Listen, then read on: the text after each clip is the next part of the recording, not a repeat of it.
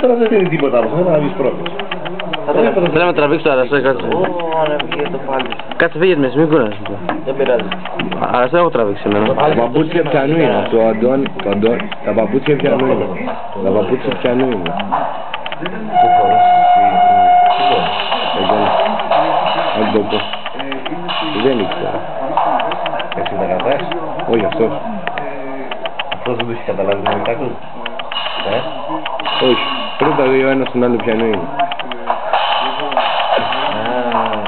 Στο γεράκι έχουμε πρόβλημα. Μαλάκα, και εσύ δεν πας πίσω μαλάκα όμως. Εγώ δεν ήξερα. Εσύ έχεις μικρότερο πρόβλημα. Ναι.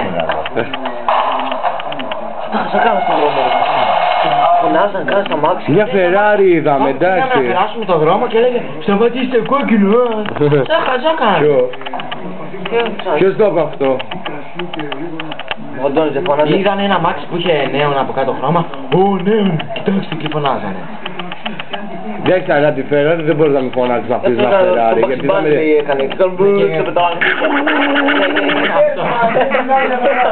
Το δρόμο έτσι έκανε ο μαλάκα. Νταφιντάκι, κάνει και έτσι. Αυτό το έκανε στο δρόμο.